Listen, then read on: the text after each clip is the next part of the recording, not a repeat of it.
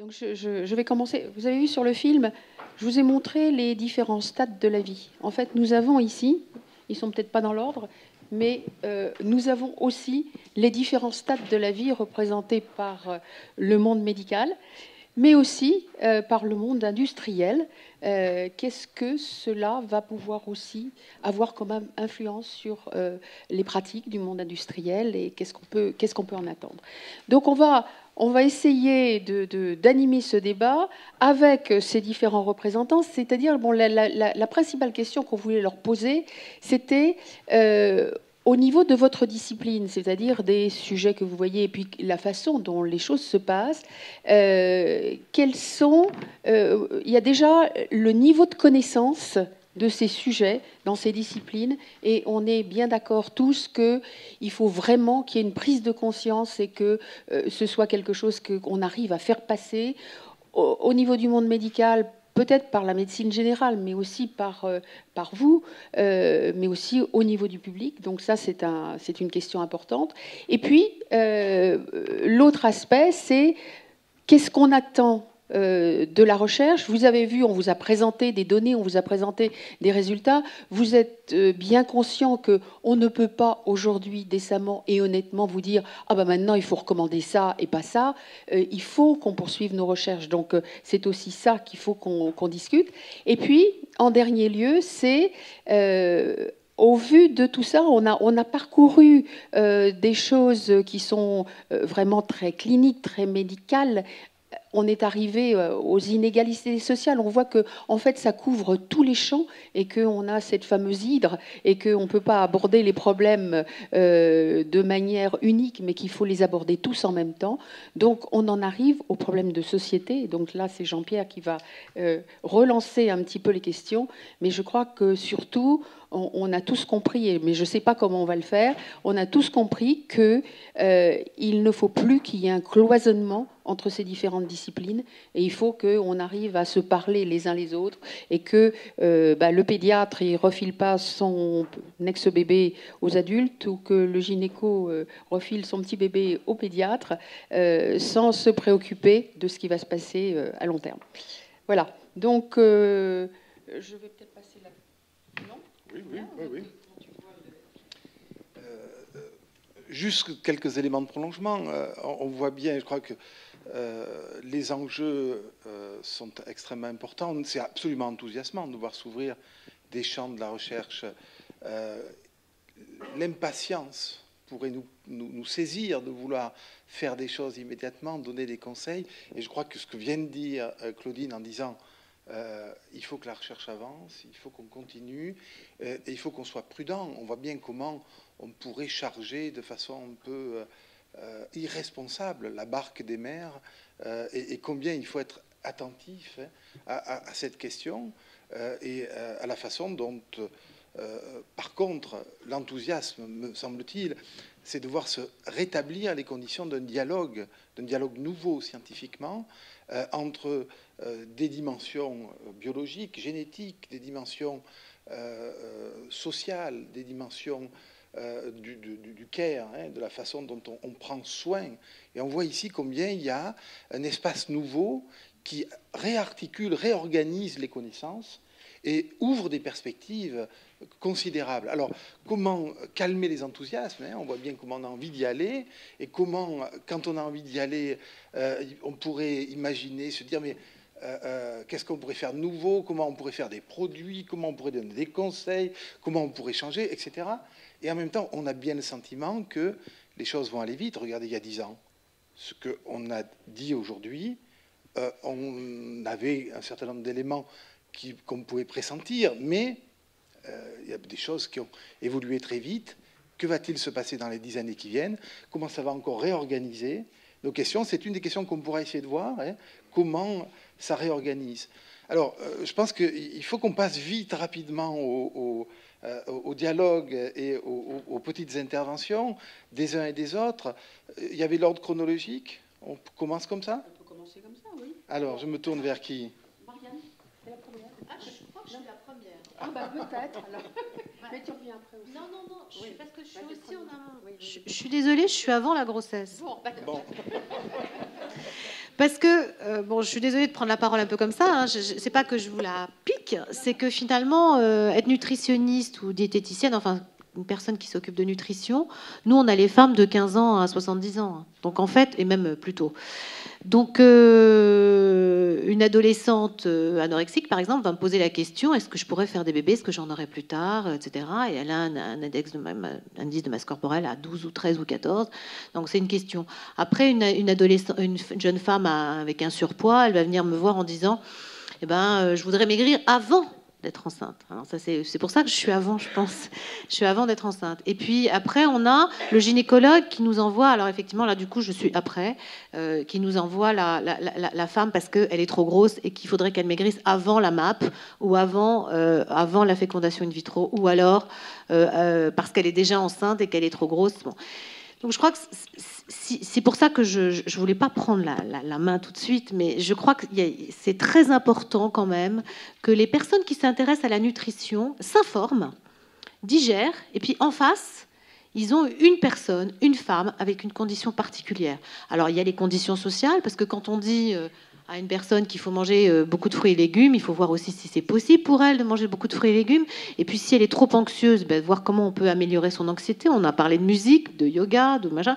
Il y a plein de choses que quand on est nutritionniste, on va effectivement intégrer toutes les données. Et je crois que c'est très bien qu'on puisse, nous, nutritionnistes, diététiciens, venir à ces colloques et venir expliquer ça. Mais vraiment, il faut faire très attention à quel message on va passer, quels sont les messages qui passent dans les médias. Alors j'ai entendu tout le temps bonne mère, mauvaise mère, bonne mère. Alors là, attention à ça. Parce que la première chose la première chose auquel on entend, qu'on pense quand on est enceinte, et j'ai des enfants, c'est est-ce que je serai une bonne mère? Donc c'est vraiment la première question qui se pose. Et alors s'il faut qu'on se la pose à 15 ans, à 12 ans, c'est un peu compliqué. Et puis, excusez-moi de faire c'est quoi une bonne mère, hein, Winnicott disait c'est une mère qui est pas trop là et pas le papa là du tout. Donc en fait il faut trouver le cursus, le curseur pardon. Et ça c'est pas si simple. Ça s'apprend de mère en fille peut-être. Ça c'est sûr que peut-être qu'effectivement ça c'est quelque chose qui s'acquiert de façon subliminale un peu parce qu'on le sait. Mais ça c'est pas des recettes non plus.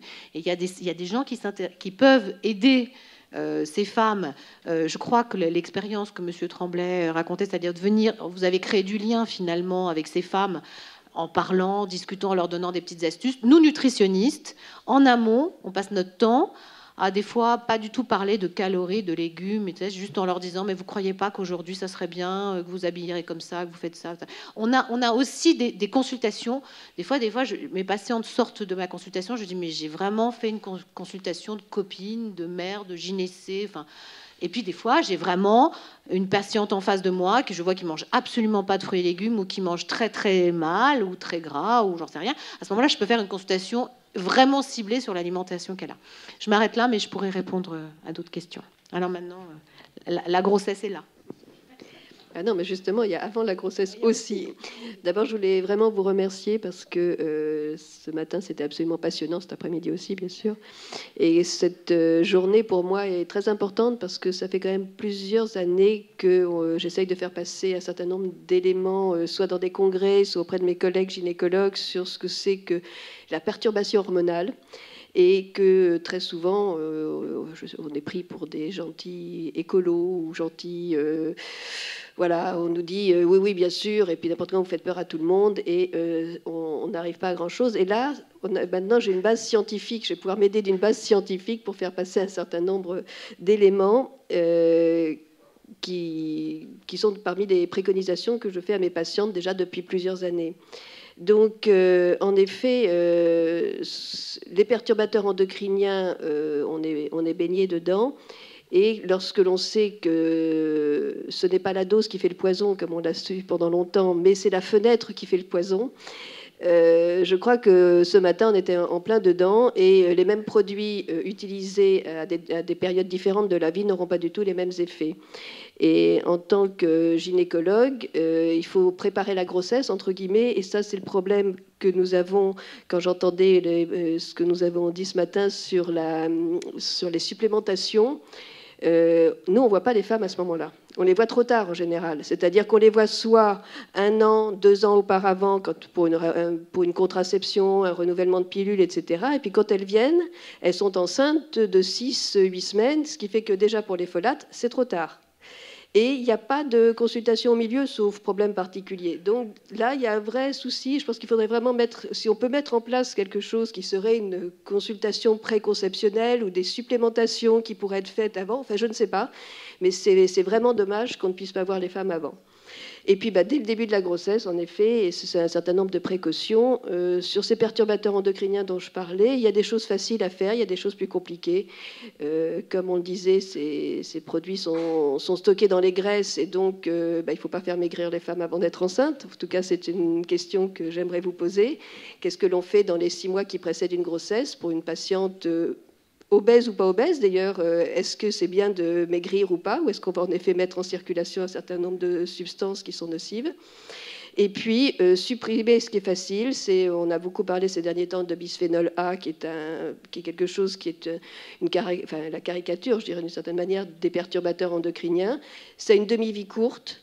Et ce que je conseille à mes patientes depuis maintenant longtemps, on ne boit pas dans des canettes, on évite les boîtes de conserve, on réchauffe pas au micro-ondes dans du plastique. On ne met pas un film alimentaire au contact de l'alimentation. Tout ça, ce sont des choses simples à faire et ça va permettre de diminuer très rapidement les taux de bisphénol. Et comme on sait que ça peut avoir un effet et sur la facilité d'être enceinte et sur la grossesse et sur cette période de début de grossesse où on fabrique les organes génitaux de nos enfants, je pense que déjà ça fait partie des conseils que l'on peut donner. Donc voilà, moi je reviendrai aussi tout à l'heure, mais dans des conseils pratiques, ce que je fais déjà depuis longtemps, déjà essayer de supprimer ce qui est simple à supprimer, qui ne pose pas de problème, parce qu'on peut en effet utiliser des bocaux en verre et des bouteilles en verre plutôt que de tout ce qui est en plastique. Dans un premier temps, c'était peut-être ce que je voulais dire, l'effet cocktail aussi, mais ça on en a beaucoup parlé. Et donc la question, est-ce qu'il faut maigrir avant d'être enceinte, si c'est nécessaire? Là, je crois que ça peut être un très long débat. Malheureusement, Marie-Aline pourra commenter, mais je crois qu'aujourd'hui, on n'a pas encore toutes les informations suffisantes. Parce que maigrir avant d'être enceinte, il y a quand même aussi autre chose. Ce qu'on a dit, c'est que les gamètes, que ce soit ceux du père ou ceux de la mère, sont très sensibles aux facteurs environnementaux. Lorsqu'ils fixent la mémoire d'un facteur environnemental, combien de temps ça dure et est-ce que ça perdure? Et ça, pour l'instant, on ne le sait pas et je ne sais pas comment on va pouvoir faire ce genre d'études. On a des modèles animaux. Sur les modèles animaux, on peut le tester, mais les variables de temps ne sont pas non plus exactement les mêmes et on n'est pas tout à fait dans les mêmes conditions. Donc, c'est quelque chose qui va être difficile. Donc, tout à l'heure, Dominique disait il faut maigrir. Je crois qu'il va falloir qu'on bannisse ce terme, c'est-à-dire aussi bien il faut maigrir ou il ne faut pas maigrir. La question est, je crois que c'est plutôt quelque chose de bien en amont. Il vaudrait peut-être mieux ne pas prendre trop de poids. Voilà, bon, mais ça c'est une autre question, c'est une question d'éducation.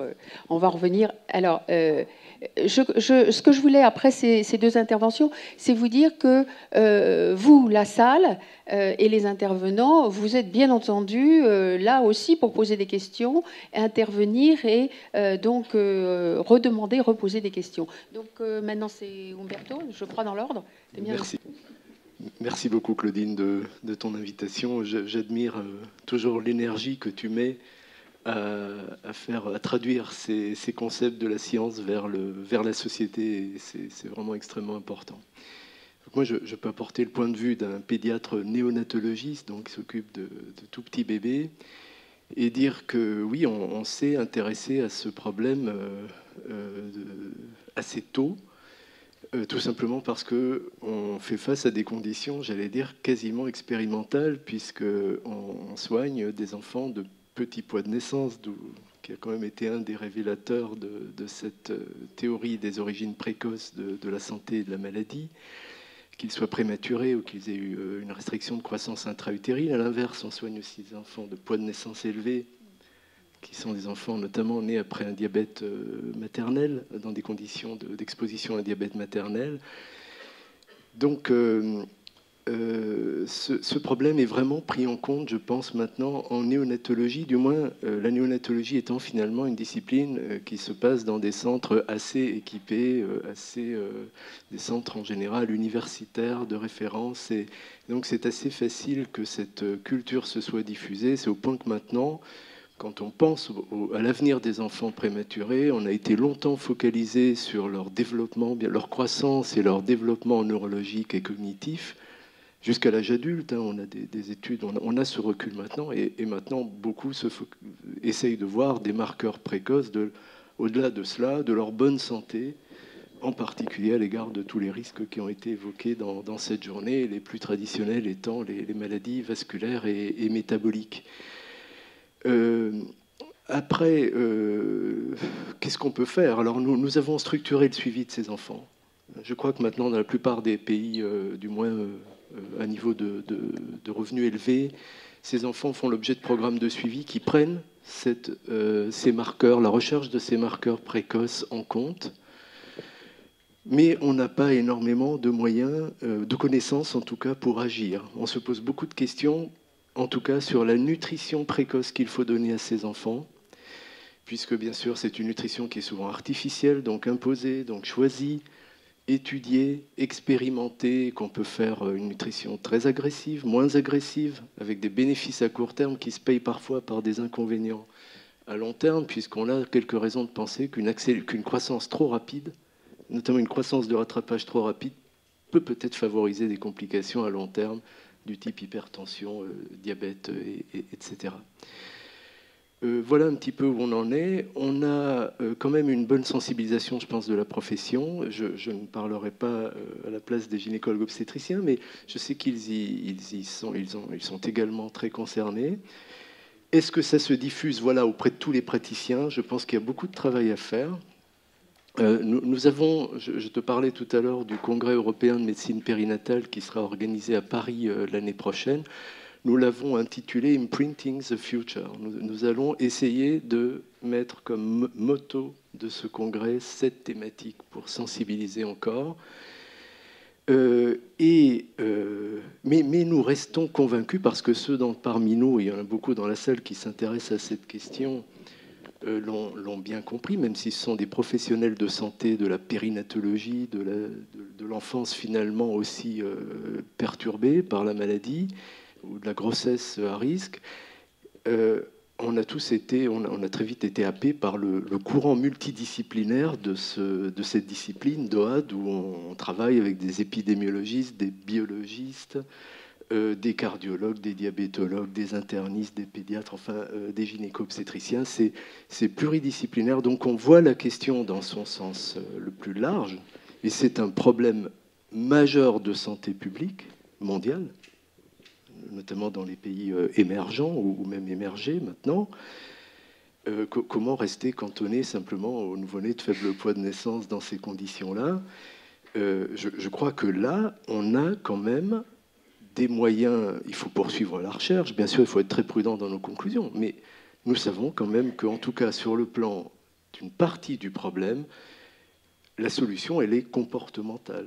Et elle est dans l'information du public vis-à-vis des comportements nutritionnels, du style de vie. Je pense que ces conseils, nous les donnons déjà aux adultes. Mangez mieux, faites un peu d'activité physique. Nous pouvons déjà leur dire, vous avez une raison de plus maintenant de le faire, au-delà de votre propre santé à court terme, c'est que si vous devez avoir des enfants et ces enfants eux-mêmes, on a vu l'importance de... C'est vrai que le terme programmation est beaucoup trop fort. Hein. On favorise quelque chose, on ne le détermine pas définitivement, mais on a vu les conséquences de tout ce qui se passe dans cette période de façon durable. Donc on a vraiment une raison de plus, je pense, d'encourager les personnes, leur dire ça ne va pas seulement vous concerner vous, c'est vrai, ça va concerner toute la famille et toute une nation, et vraiment la santé publique globale, par ce mécanisme d'origine précoce de la santé et des maladies, et par ce mécanisme transgénérationnel.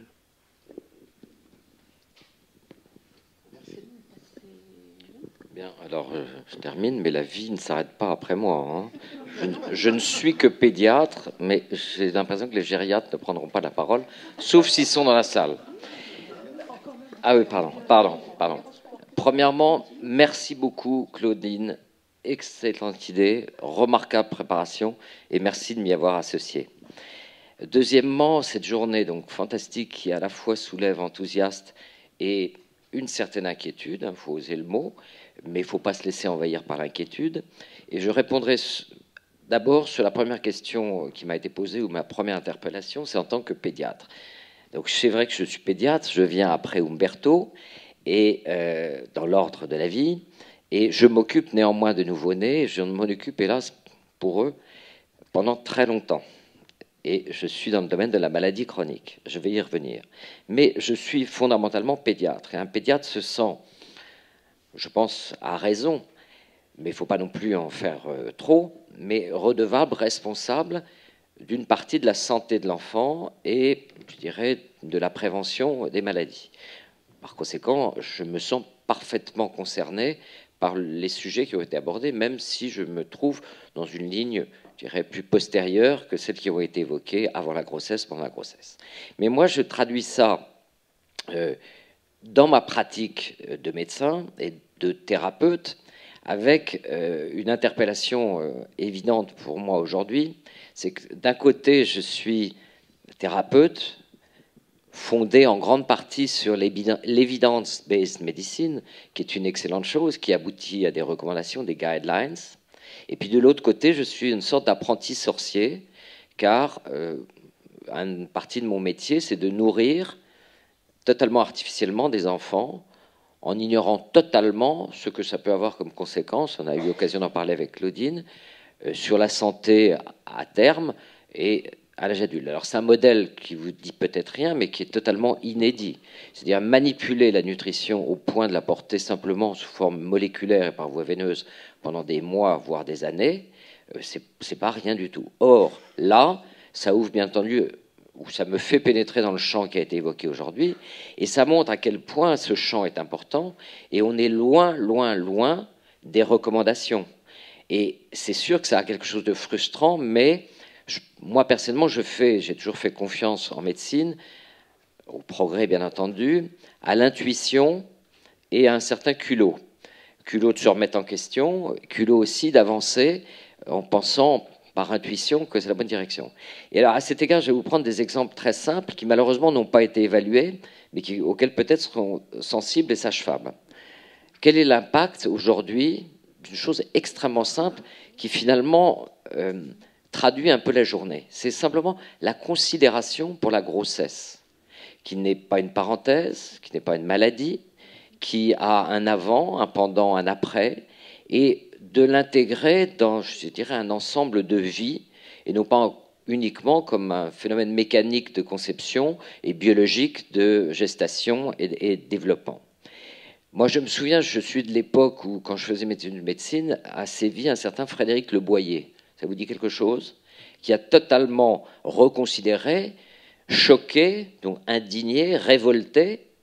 Il l'a influé, à mon avis, et fait trouver un juste milieu sur les conditions d'accouchement. Ça n'a jamais été évalué, mais qui sait s'il n'a pas un impact sur les comportements, chose non étudiée. Donc, deux choses comme ça, à la fois intuitives et évidentes, qui tombent sous le bon sens, sont très, très porteuses.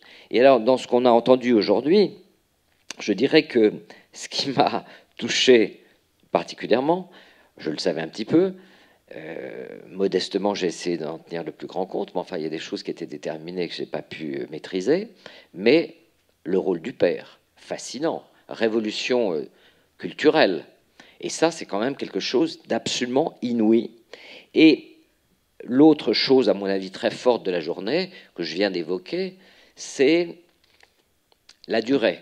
C'est-à-dire que s'il n'y a pas un responsable, c'est une chaîne, non pas de responsabilité au sens de la culpabilité, c'est une chaîne de responsabilité, une chaîne de prise de conscience à tous les stades de la vie. Et là, je trouve, et j'espère qu'on va les aborder ensemble, ça pose pas des problèmes, mais ça ouvre des perspectives socio-culturelles. Pour moi, un sujet comme ça, c'est une absolue révolution dans la vision de l'homme, la vision de la reproduction de l'homme, la vision des comportements de l'homme par rapport à ses problèmes et en général. Se positionner entre l'hédonisme et l'exigence, entre la sécurité et l'anxiété, tout ça, ce sont des données que j'espère on va discuter.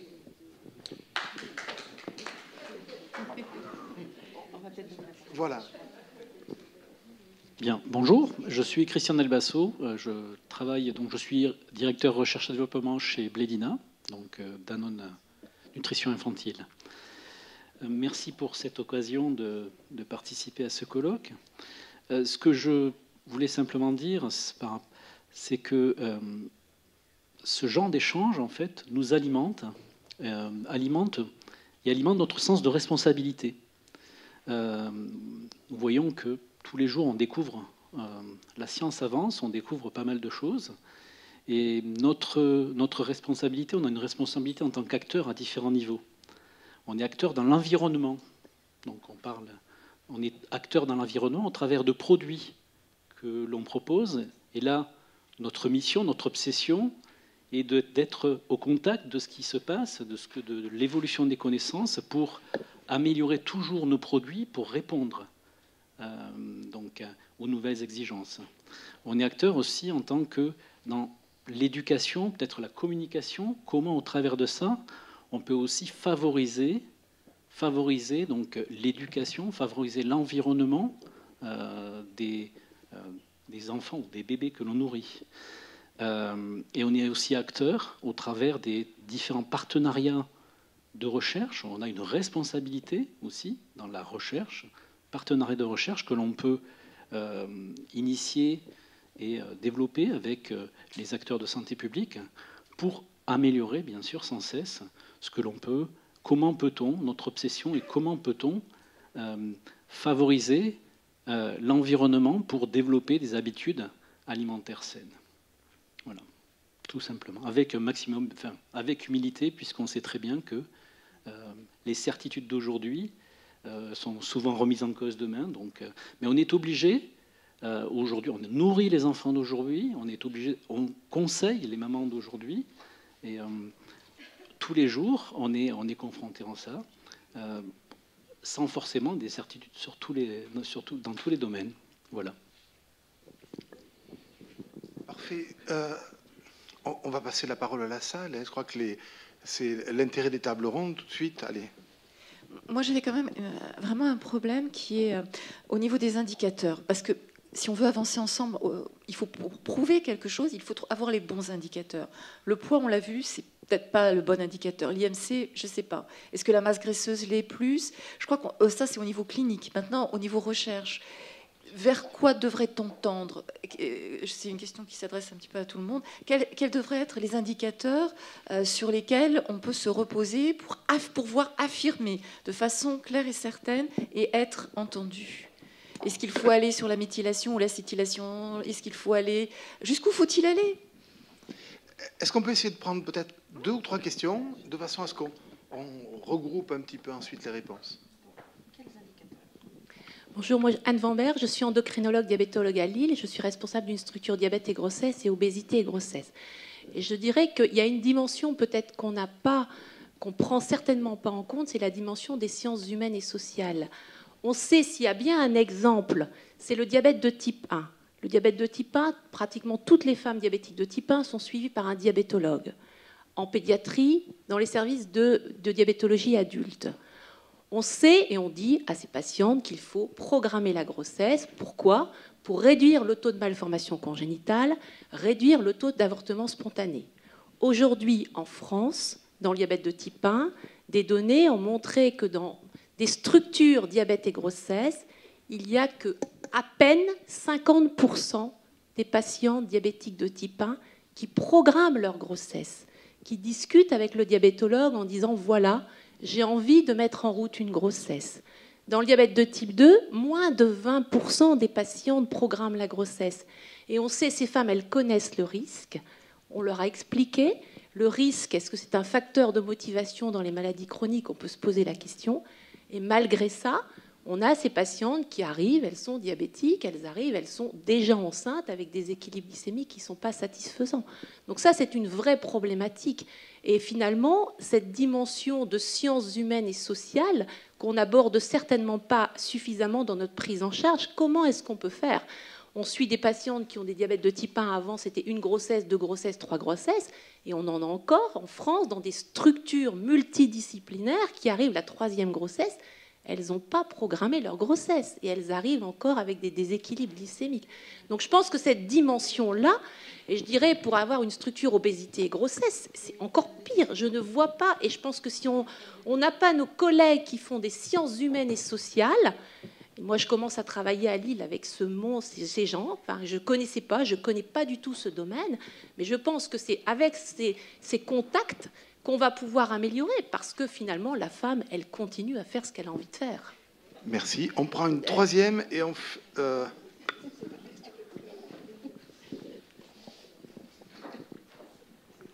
Oui, alors ma question, enfin j'ai 2 questions. La première, c'est tout simplement, tout le long de cet exposé, il a été question de programmation, de programming. Et certains d'entre vous ont réagi sur le terme français. Programmer épigénétiquement, apparemment ça choque. Et je voulais savoir si on va tendre vers un changement au niveau du concept épigénétique avec le programming ou pas. La deuxième question, c'est par rapport à la définition même de l'épigénétique. Ma question rejoint la première question, c'est qu'on a plusieurs indicateurs de modification épigénétique. Et dans le même temps, Madame Junier l'a montré ce matin, il y a une modification qui se fait de façon dynamique dans le temps. Donc la question est de savoir, est-ce qu'on va vers une définition d'un profil épigénétique d'une personne, je dirais entre guillemets, normale ou pas? Merci beaucoup.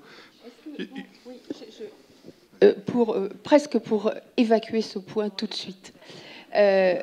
Pas plus que les tests génétiques qui, pour moi, relèvent vraiment du charlatanisme. Je crois qu'on ne va prédire une carte ou un épigénome dans un avenir proche. On en est au stade de la recherche, on est en train de décortiquer les mécanismes. Il y a une chose qu'il faut vraiment, je crois, bien comprendre en ce qui concerne l'épigénétique, je n'ai pas insisté vraiment dessus, mais chaque cellule a un épigénome qui lui est propre. Dans un tissu, les cellules se ressemblent, mais elles ne sont pas strictement identiques, et ça dépend de l'environnement, du sexe, de ce que l'individu a vécu. Donc, aller rechercher des marques épigénétiques pertinentes, c'est quelque chose qu'on peut faire chez l'animal, parce qu'on peut aller lui prendre un petit bout de foie, un petit bout de pancréas, mais chez l'homme, on ne va pas pouvoir le faire tout de suite. Donc ça, c'est encore le rêve. Oui, on aimerait bien comprendre tous ces mécanismes, mais on n'en est pas là. Et surtout, ce que je voudrais aussi, à l'occasion de cette réunion, c'est qu'on se rende bien compte, je l'ai montré dans mes exemples, tout à l'heure, Benoît l'a bien montré, la génétique n'est qu'une petite partie de la susceptibilité, de la prédiction, et c'est pas en faisant des marqueurs génétiques qu'on va trouver quelque chose. Et quant aux marqueurs épigénétiques, eh ben, on n'en est pas encore là. Voilà. Donc, oui. Oui, c'est une question et commentaire. C'est que bon, il y a peut-être une confusion pour certains entre génétique et épigénétique, mais j'espère plus à la fin de la journée. Néanmoins, il y a quand même un domaine dans cette histoire de prédiction. Et quand la prédiction est, je dirais, porteuse de sécurité, d'évitement d'un drame formidable. Je pense en particulier à la pharmacogénétique. On peut, dans un avenir beaucoup plus proche, penser que nous serons, dans quelques années, les uns et les autres, patients et non patients, porteurs de cartes qui prédiront notre réponse aux médias. Et quand bien même on l'aura, c'est même pas certain qu'elle sera d'une fiabilité, parce qu'il y aura des facteurs qu'on ne maîtrisera pas. Mais faut pas confondre. Et d'autre part, on peut aussi s'interroger sur une société où tout serait prédit. Et même les médicaments laissent des marques épigénétiques au long terme. Oui. Alors, juste, on voit bien une tension. Il y a un effet d'optique, pas une tension entre les gens, une tension intellectuelle entre une lecture qui tend la surdétermination, parce qu'on ouvre des grilles de lecture nouvelles, on voit des phénomènes nouveaux qu'on arrive à décrypter. Et De l'autre côté, des individus qui continuent à apprendre, qui ont des trajectoires. On se rappelle que certains défauts de prononciation ont permis la construction de l'éloquence chez certains grands philosophes. Donc cette question-là de la trajectoire individuelle, de la construction, de l'affrontement même que l'on peut avoir dans une construction de sa vie à partir d'un certain nombre de petits problèmes, c'est-à-dire l'individu tend un peu à disparaître. Alors bien sûr, notre collègue nous a invités à le réintroduire. C'est un individu qui n'est pas seulement un lieu où s'impriment un certain nombre de choses. Ce qui est formidablement intéressant, c'est que on commence à voir ces phénomènes de printing. On voit qu'il y a des questions de durée. On voit que ça ouvre et ça nous donne à voir des influences déterminantes, mais ça nous ouvre également des leviers d'action. Ça ouvre des fenêtres d'opportunités nouvelles. Donc c'est cette tension entre surdétermination et puis en même temps espace d'action, nouveaux espaces d'action et nouveaux espaces de compréhension. Oui, non, je voulais réagir sur la grossesse. C'est peut-être tout simplement que ces filles diabétiques sont simplement des femmes normales et que, comme toutes les autres femmes, elles ne programment pas à 50% leur grossesse. Quelle que soit l'éducation qu'on peut leur donner, et ce qu'on peut leur dire, et ce qu'on peut dire en fin de compte sur les risques éventuels qu'elles peuvent prendre. On peut donner d'autres exemples. On sait très bien qu'il ne faut pas fumer pendant la grossesse. Un tiers des femmes continuent à fumer, quelle que soit leur volonté d'arrêter, etc. Et il y a plein d'exemples de ce type.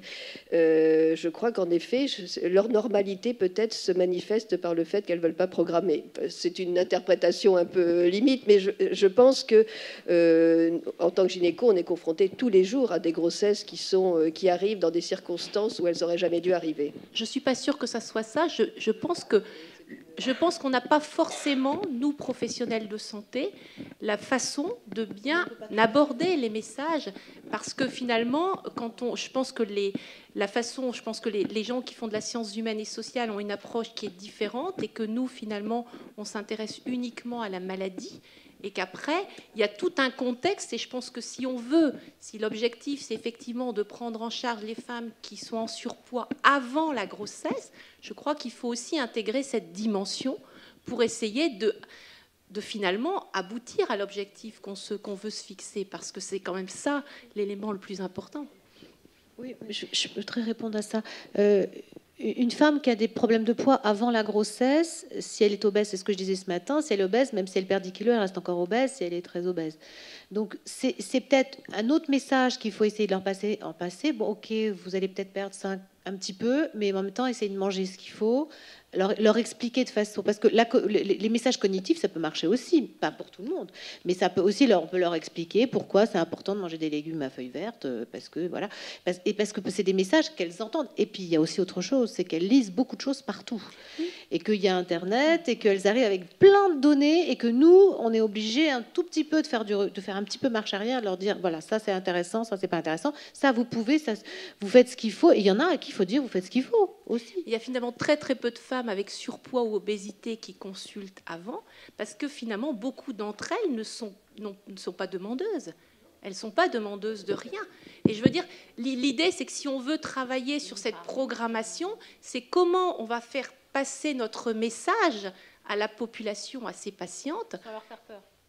Sans leur faire peur, et puis en leur expliquant que finalement, il y a aussi un intérêt pour elles. Et je crois que c'est tout ça la difficulté. C'est pour ça que je pense qu'on est tous convaincus, et je pense que de plus en plus, il y a beaucoup de professionnels de santé qui sont convaincus sur la nécessité de prendre ces femmes avant, mais la question, c'est comment on va faire en pratique. Je suis un peu étonné par votre question et votre préoccupation, parce que... il y a quand même des données épidémiologiques, il y a quand même une transmission d'informations à travers les articles scientifiques, des synthèses qui en sont faites, des profils qui se dégagent, des profils de risque, et pas sur des données épigénétiques, sur des données purement épidémiologiques. Bon. Là, que ça ne diffuse pas jusque là où ça devrait diffuser, c'est probablement l'organisation de la transmission du savoir. On évoquait ce matin la formation des médecins. Je ne sais pas si vous êtes déjà penché sur le programme dans les facultés de médecine sur la nutrition, ces questions, et la prévention par la nutrition ou la nutrition. Donc, si vous voulez, il y a un vrai travail. Ces données, au fond, elles ne sont pas si anciennes que ça. Je pense qu'on ne les a pas encore digérées, on ne les a pas encore transformées pour les délivrer en messages aux médecins généralistes, on les évoquait, et auprès de leurs patientes. Et que c'est quand même la moindre des choses que le médecin généraliste puisse transmettre ça plutôt qu'Internet. Et moi, je suis assez confiant dans l'idée que, regardez ce qui s'est passé à propos du PNNS, bon, ben, ça a mis le temps, mais ça irrigue, me semble-t-il. Non, je voulais simplement répondre à la question peut-être des marqueurs ou revenir un peu là-dessus et à celle du déterminisme. Les marqueurs, enfin vous connaissez la question sûrement aussi bien que moi, mais si on veut des marqueurs pour démontrer que notre message est vrai, je ne suis pas sûr qu'on en ait encore besoin, parce qu'on a vraiment un volume scientifique qui démontre maintenant que cette notion est parfaitement établie. Comme quelqu'un a dit, ça n'est plus une hypothèse tout à l'heure. Par contre, c'est vrai qu'on manque des moyens de communication. Je ne suis pas sûr que même ce soit notre portée, nous, de médecins, ou de le faire, si ce n'est au niveau individuel. Il s'agit là d'une communication professionnalisée qu'il faut faire intervenir, je pense, avec les outils médiatiques de la communication d'aujourd'hui. C'est un vrai métier que de convaincre des grands nombres de personnes, et qui est probablement, en tout cas en ce qui me concerne, bien au-delà de mes compétences. Mais peut-être qu'il faut s'associer ces compétences. Mais je reviens à ce que je disais sur les marqueurs. Je pense que là où on manque un peu de marqueurs, c'est plus dans le suivi des patients. En tout cas, nous, c'est ce qu'on ressent. Je parlais tout à l'heure du suivi de certains enfants à risque. Qu'est-ce qu'il faut aller faire? Est-ce qu'il faut chercher leur pression artérielle, une microalbuminurie, leur composition corporelle, à quel âge, etc. On sait qu'on va le faire, on les examine pour ça, mais ce sont des différences assez subtiles lorsqu'ils sont jeunes qui sont présentes, et on manque encore de connaissances dans ce domaine-là. Et très vite, une dernière remarque sur la question du déterminisme que vous avez soulevée. Je pensais, en vous écoutant, à une étude que, étant épigénéticien, je crois, vous connaissez probablement, de l'équipe de Mario Fraga, qui a suivi des jumeaux monozygotes de différents âges, enfin qui les a examinés plutôt à différents âges, en marquant leur épigénome. Je me souviens des images du papier où, suivant que les gènes étaient sur ou sous-exprimés, enfin on avait différentes couleurs. Et on voyait très bien que chez des jumeaux monozygotes d'un âge mûr, on va dire, eh bien, les marques étaient beaucoup plus nombreuses que chez les plus jeunes, et ces marques les marques épigénétiques étaient en relation avec le style de vie et le comportement alimentaire de ces sujets. Donc l'épigénétique, c'est pas seulement des marqueurs prédictifs, mais c'est tout simplement une accumulation des marques que l'environnement a imprimées sur notre génome tout au long de notre vie. Et c'est vrai qu'en faire un marqueur, il va falloir intégrer ce problème-là.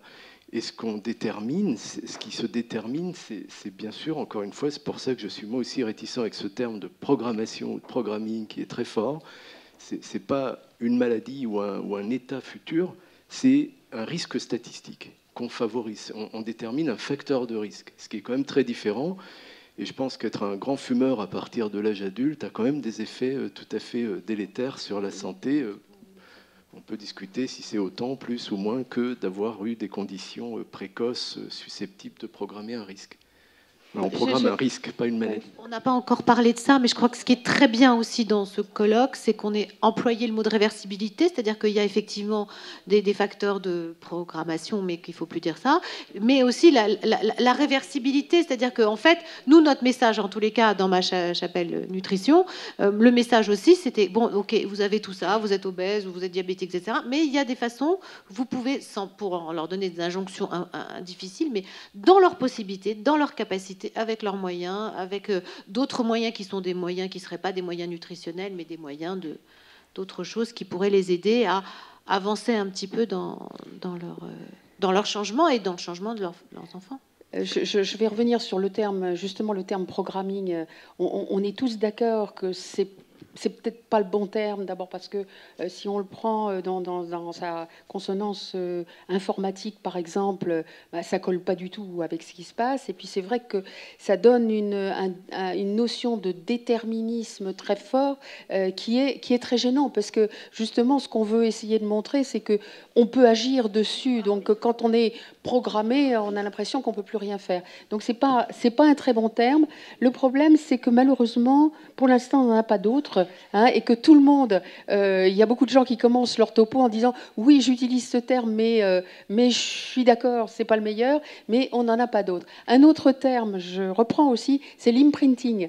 L'imprinting, on a eu un exemple ce matin. L'imprinting, en termes biologiques, c'est un phénomène très particulier qui fait que, comme l'a montré Rachel, on a l'allèle du père, le gène du père, qui ne s'exprime pas forcément de la même façon que l'allèle de la mère et réciproquement. Donc c'est un phénomène très particulier. Donc quand on parle d'imprinting ou d'empreinte, pour moi et pour beaucoup de gens, ouais, voilà. Exactement, c'est exactement ça. Et donc, quand on parle, par exemple, d'imprinting métabolique, là aussi, le terme n'est pas tout à fait correct, parce que on ne fait pas que mettre des empreintes sur ce qui est métabolique, mais aussi sur ce qui est structurel, sur ce qui est neurologique, et qui n'est pas forcément du métabolique.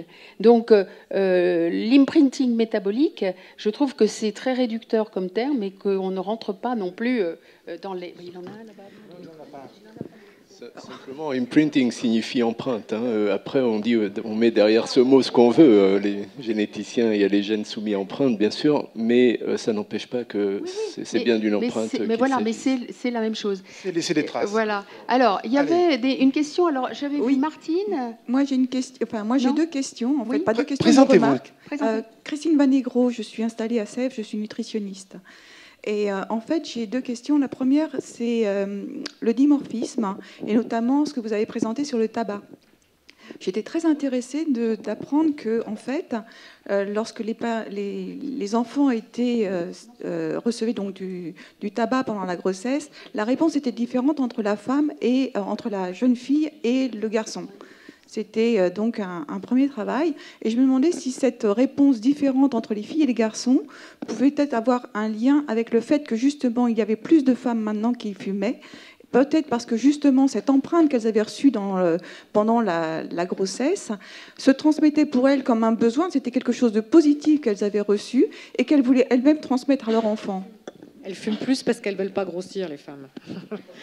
Moi, je pense plus c'est que pas, c'est plutôt ça. Pas une relation ça... après pour elles. Si, bien sûr que si. Mais bien sûr que si. Non, c'est parce qu'elles veulent limiter les garçons et bientôt elles vont arrêter. Pas sûre.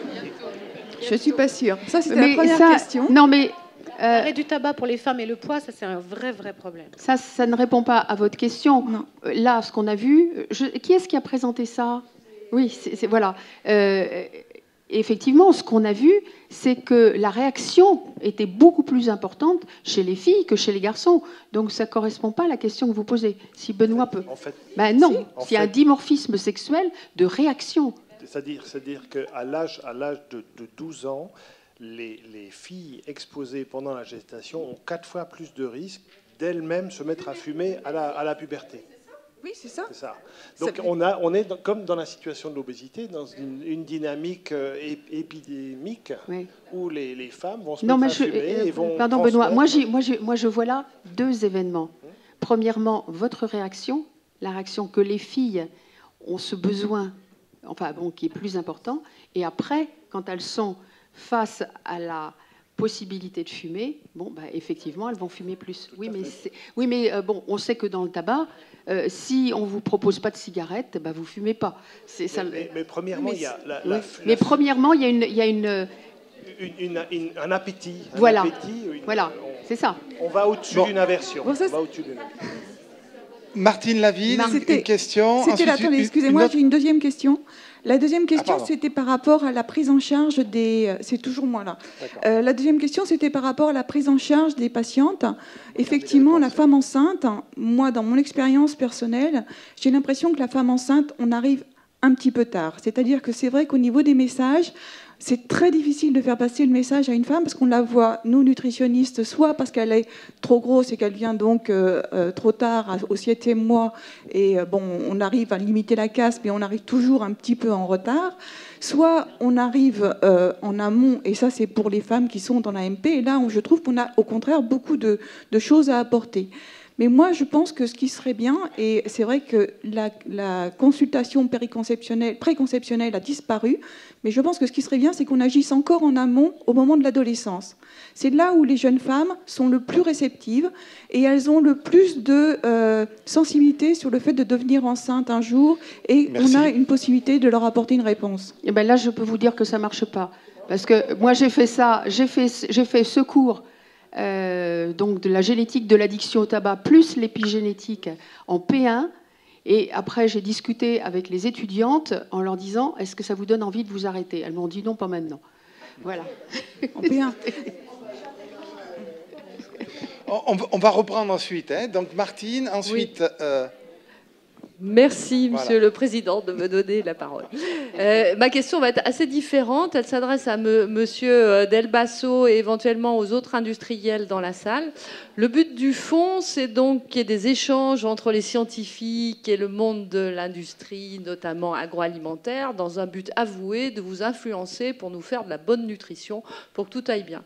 Alors, je voulais savoir quel effet ça vous faisait d'entendre les scientifiques exposer leurs incertitudes, éventuellement leurs différends, et voilà, quel effet, qu'est-ce que ça change dans vos stratégies? Ça va vous dire, oulala, surtout je ne fais rien parce que je risque d'être dangereux? Est-ce que ça vous pousse à faire de la recherche? Est-ce que ça vous inquiète? J'aimerais bien savoir si on a raison de vous raconter tout ça ouvertement. Non, merci pour cette question. Tout d'abord, ça nous rassure, comme ça on n'est pas tout seul. Et je dirais au contraire, je vous encourage à échanger avec nous sur ce que vous découvrez, ce que vous savez, les questions que vous posez, parce que ce qu'on souhaite faire également, c'est partager avec vous les questions que l'on se pose, les incertitudes que l'on a, les problèmes que l'on rencontre, de manière à trouver ensemble, co-construire les solutions de demain. On est conscient, on fait face à nos responsabilités, simplement, on ne prétend pas avoir la science infuse, on ne prétend pas savoir, simplement, il faut qu'on avance ensemble, donc autant que faire se peut, pour justement améliorer ce que l'on peut proposer, encore une fois, en termes de produits, en termes d'éducation, on parle pas mal d'éducation, de communication. Si vous saviez le type d'interrogation que les mamans ont sur leur environnement, sur les questions de nutrition, ça nous amène donc à continuer et avancer dans cette dynamique. Merci. Merci. Voilà, il y a une autre question là-haut. On va essayer de garder l'ordre. Alors, donc, Sandrine Raffin, moi je travaille sur les changements de comportement, je fais de la communication, ça s'appelle aussi du marketing social. Moi j'ai été frappée par l'expérience qui a été menée par monsieur Tremblay, le professeur Tremblay, qui montrait que quand on accompagne dans la proximité, puisque la problématique des inégalités sociales, c'est justement de toucher, non pas par forcément le savoir ou l'éducation, mais des personnes qui ne se sentent pas éventuellement concernées par les messages de santé publique. Et je trouve que cette intervention a montré son efficacité, en fait, par la proximité. Et aujourd'hui, quand on parle éventuellement de travailler plus pendant la période de la grossesse, la période de périconception, effectivement, ce serait intéressant, ou après la naissance, il y a deux professions. Je vais me tourner vers madame qui est sage-femme, mais je pense que les sages-femmes qui accompagnent pendant la préparation à l'accouchement les femmes pourraient aussi, et peut-être elles le font déjà parce que ça fait un petit moment que j'ai eu mes enfants, sensibiliser ces mamans qui ont des préparations à l'accouchement à tous ces aspects-là, donc plutôt périphériques et pas uniquement autour de l'accouchement. Et ensuite, les PMI, puisqu'ont été cités les PMI, on y retrouve les puéricultrices qui vont voir les mamans après la naissance systématiquement et qui ont un lien de proximité. Donc ce ne sont pas des pédiatres, elles travaillent avec des pédiatres, ce ne sont pas des médecins, mais ces deux professions, je pense, peuvent peuvent avoir un lien essentiel d'accompagnement, notamment pour des mamans ou des familles, hein, plutôt les mamans qu'elles voient que les papas, mais autour de cette notion d'accompagnement et donc de favoriser peut-être de meilleurs comportements par la proximité. Alors on va inaugurer une manière de répondre. On va passer la parole à une autre personne de la salle et ensuite on... Merci. Je tiens à remercier plusieurs orateurs et vous-même d'avoir pointé un petit peu le rôle de la sage-femme en effet par rapport à la grossesse. Alors on ne fait pas des cours de préparation à la naissance, on fait des cours de préparation à la parentalité. C'est comme ça que ça s'appelle maintenant et ça a en effet ouvert le champ sur autre chose que juste l'accouchement qui reste un moment primordial mais qui n'est pas suffisant. Je pense qu'il faut les éduquer, toutes ces jeunes femmes, pendant la grossesse, c'est sûr, pas de manière culpabilisante, et c'est pas si facile. D'autre part, il y a beaucoup de messages à faire passer au début de grossesse. Or, les femmes sont submergées de messages à ce moment-là. Il ne faut pas fumer, il ne faut pas être trop gros. Attention, vous n'êtes pas immunisé contre la toxo, alors il ne faut pas manger ci, il ne faut pas manger ça. Etc. etc. Est arrivé récemment tout le dépistage autour des anomalies chromosomiques. Est-ce que vous voulez votre dépistage sur l'HT21? Attention, on ne dépiste qu'un risque. C'est vraiment des messages déjà difficiles à faire passer, donc il va falloir trier les messages qu'on veut faire passer aux femmes enceintes en début de grossesse. Et je pense qu'il y en a qui auraient dû passer avant, mais dans les faits, au jour d'aujourd'hui, ce n'est pas fait. Et pour revenir à ce que disait le professeur Goulet, moi, il y a un mot que j'aime bien employer à propos de la femme enceinte, parce qu'un peu pitié pour elle, c'est bienveillance. Bienveillance. Alors, à ce stade, avant qu'on amène le micro... dans une interview il y a quelque temps, on demandait, avant qu'il meure, on demandait à Yehudi Menuhin à quel moment il fallait commencer l'éducation musicale des enfants. Il avait répondu 9 mois avant la naissance de la mère. J'ai juste en fait deux remarques par rapport à la discussion qui a eu lieu là. Donc, un point qui est de sémantique, juste pour dire qu'en épidémiologie, programming, ces mots-là, on emploie embodiment en anglais ou incorporation. Pour moi, c'est la même chose. Et quand j'entends programming, je vois probabilité derrière. Donc, c'est juste pour dire que ce qui me paraît important, c'est de bien définir ce qu'on met derrière les mots pour avoir un langage commun. Après, le mot, en fonction des disciplines, il peut avoir une connotation différente au départ. Et le deuxième point, il me semble que ça serait très important de réfléchir au comportement, à la recherche sur les comportements. J'ai entendu des choses qui me paraissent, qui pourraient être dangereuses dans le sens où on imagine qu'en expliquant, ça suffit. C'est imaginer que le cerveau qu'on a en face, que la personne qu'on a en face, que la vie qu'on a en face, réfléchit de la même façon que nous, à la même information.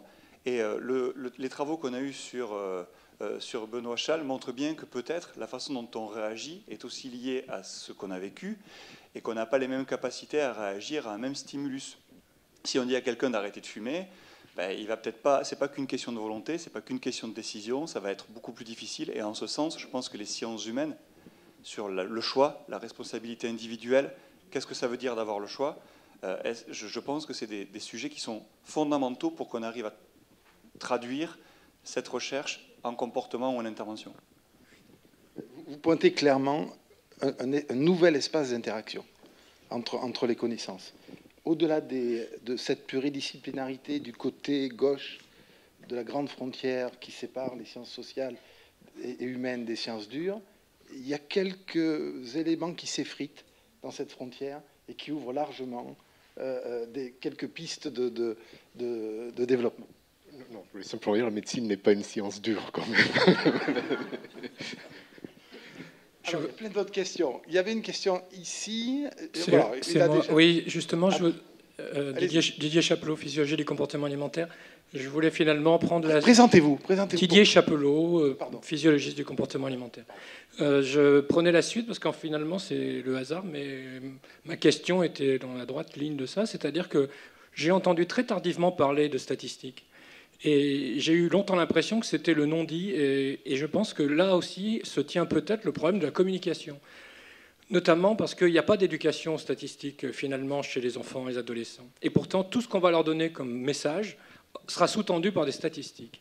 Alors là, il y a finalement un dialogue de sourds, c'est-à-dire qu'on ne leur dit pas, et d'ailleurs parfois quand on entend la manière dont c'est interprété, on s'aperçoit que zut, ils ont pris ça pour de la programmation, de la prédiction fine, et que là, on est en train de leur transmettre des statistiques. Mais les responsables, ce sont quand même les émetteurs, et pas les récepteurs, car émettre le risque statistique, ça fait partie de la mission. Le problème, c'est que souvent, il est si faible qu'au niveau individuel, il n'est pas très convaincant, et que du coup, on le tient comme un non-dit, on le garde sous le tapis. Le problème, c'est que tant qu'on reste comme ça un peu flou, c'est vrai que ce n'est pas reçu comme étant un risque individuel, ou quand ça l'est, ça crée de la peur.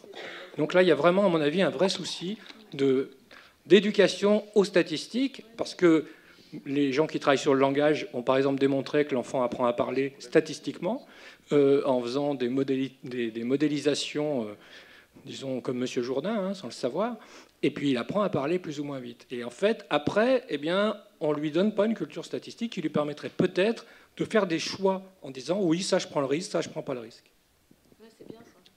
Mais oui, non, mais pour répondre à votre question, bon, il y a un certain temps, je travaillais sur le diagnostic prénatal des maladies monogéniques. Et une constante dans ce domaine-là, c'est qu'on s'est rendu compte que les gens, très peu de gens, ont une notion de ce que c'est que la prédiction, que la valeur statistique des choses. Et donc, je crois que c'est un problème général d'éducation, parce que effectivement, quand vous prenez un marqueur qui explique 1 à 2% de la variance et qu'on vous dit c'est le gène de la maigreur ou c'est le gène de l'obésité, effectivement, il y a des gens qui prennent ça pour une valeur sûre et qui croient que effectivement, s'ils ont ce marqueur, ils ont un risque énorme. Mais le problème, c'est d'expliquer, de former les gens à ces notions-là. Donc là, on est dans un problème vraiment d'éducation. Oui, alors, la perception des risques est très façonnée par les positions sociales.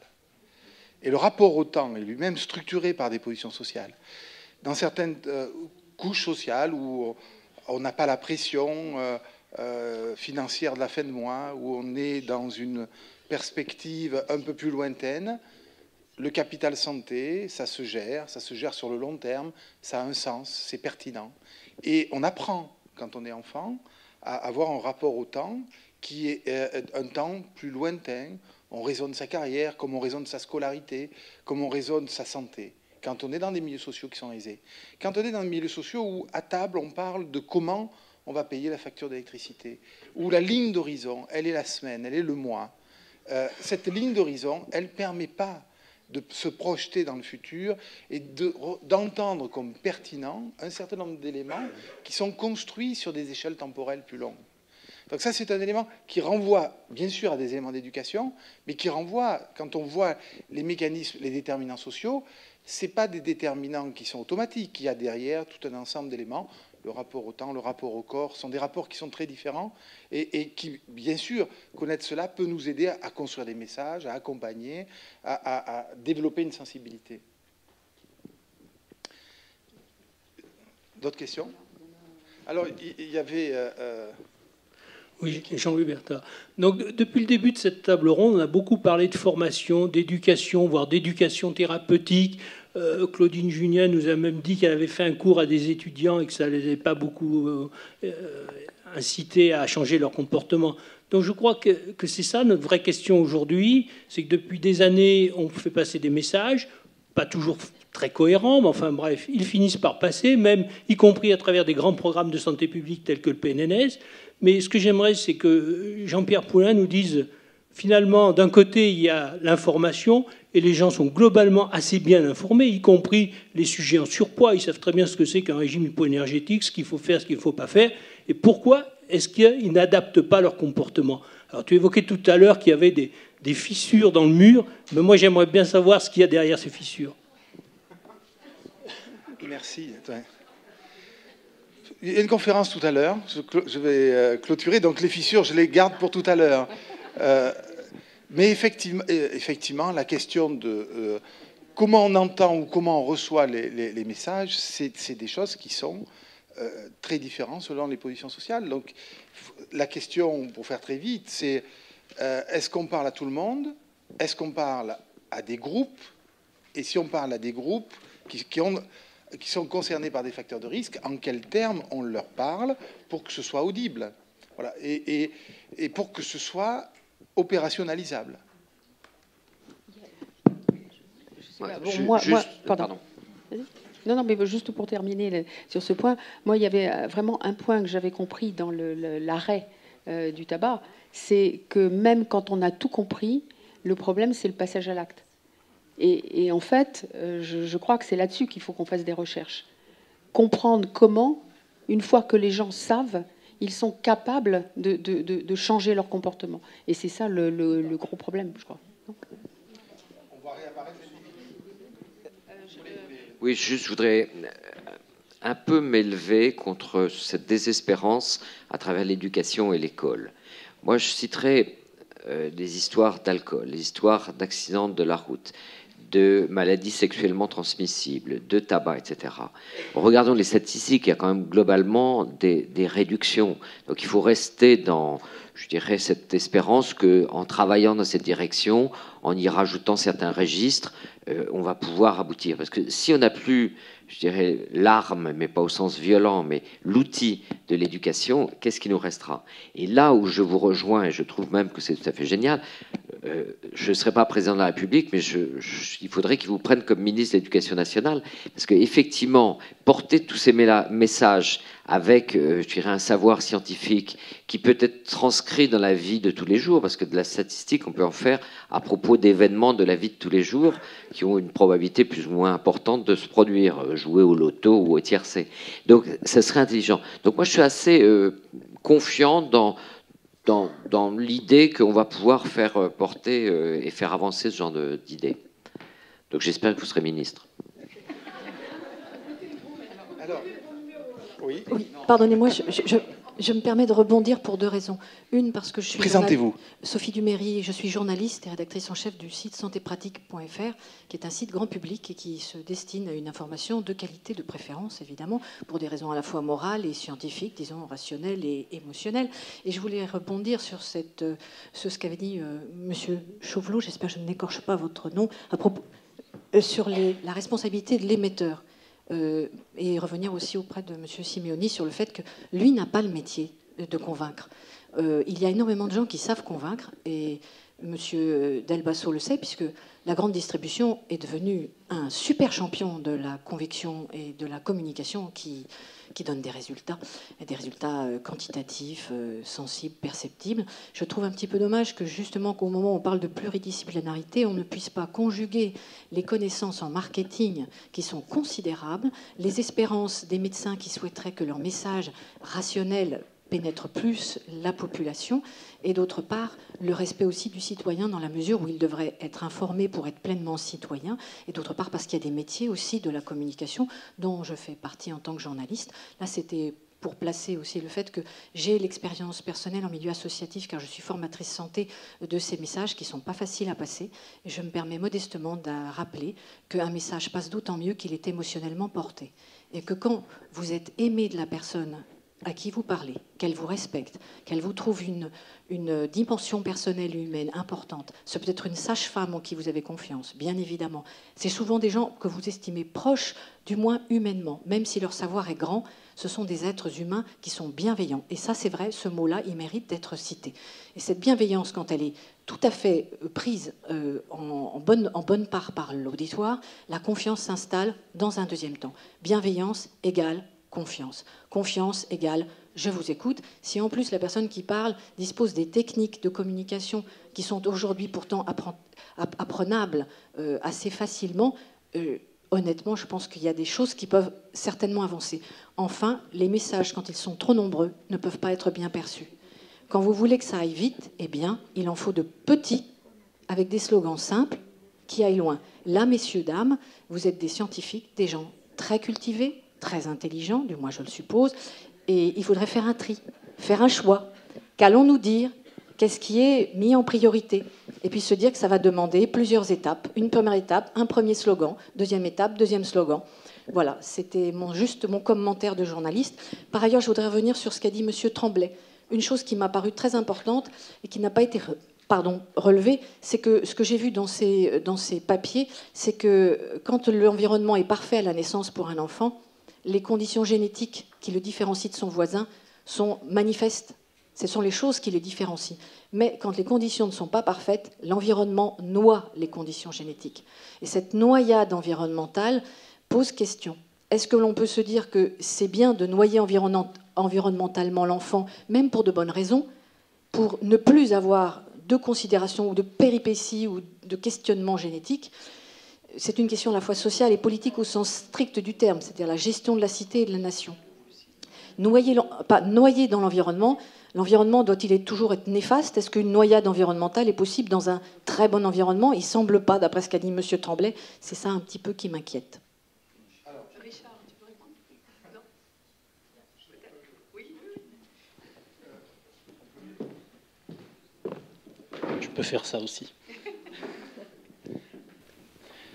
Je me suis toujours servi de cet exemple pour montrer que la sociologie, elle se fait... Si on a une bonne sociologie, hein, si on comprend bien ce qui se passe dans une société et qu'on a les pratiques adéquates, ça veut dire que ce sont les gènes qui vont dominer.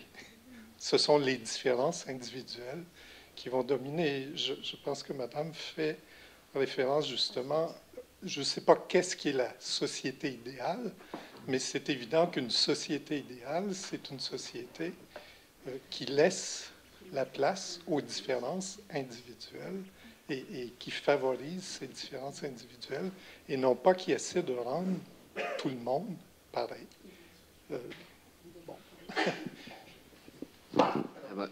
Je peux mettre mon grain de sel à cet échange que je trouve magnifique et j'ai beaucoup aimé ce que vous avez dit, Madame. Et moi, je voudrais vous poser la question parce que c'est un pays différent d'une autre, en Amérique du Nord, et la bienveillance consiste aussi, bien sûr, à se comporter en humain face à un humain, mais aussi d'une certaine façon à identifier celui qui a le plus besoin d'aide. Lui tendre la main, lui offrir tout ce qu'on peut lui offrir de meilleur pour son bien. C'est pas mon petit fais ça, c'est pour ton bien. C'est vraiment une bienveillance sincère avec une finalité précise et fondée sur des bases, je dirais, aussi scientifiques que possible. Ça revient aux marqueurs. Je pense que l'épidémiologie nous fournit un certain nombre de marqueurs. Et ma question, c'est comment, en Amérique du Nord en général, parce qu'en France, on a une petite difficulté avec l'identification de la population à risque et qu'on transforme bienveillance en discrimination. Est-ce que vous pouvez commenter? Enfin, j'ai pu voir cette chose en France. Effectivement, on a l'impression que d'aider les plus démunis, au niveau du discours, on semble vouloir aider beaucoup, mais dès qu'on essaie de discriminer pour aider, ça devient perçu comme étant quelque chose de négatif. En Amérique du Nord, c'est moins le cas, mais on peut se poser la question, en particulier aux États-Unis, jusqu'à quel point cette idée est bien implantée, dans le sens où il y a beaucoup plus de différences entre les classes sociales aux États-Unis qu'on peut en retrouver en France. Mais la liberté, dans le sens du libéralisme, c'est une approche qui, à long terme, est probablement plus payante pour les sociétés qu'un manque de libéralisme, mais c'est une approche qui a également ses coûts. Alors, il y a un problème de choix. Enfin, on est rendu dans les sciences politiques, là. Mais si vous regardez la différence entre le Canada et les États-Unis, il y a beaucoup plus une approche libéral aux États-Unis qu'au Canada. Les États-Unis sont beaucoup plus riches que le Canada et il y a un choix là, de société à faire. Est-ce qu'on veut vivre dans une société qui favorise ce genre de libéralisme et où il y a beaucoup de perdants et beaucoup de gagnants et donc beaucoup de différences individuelles?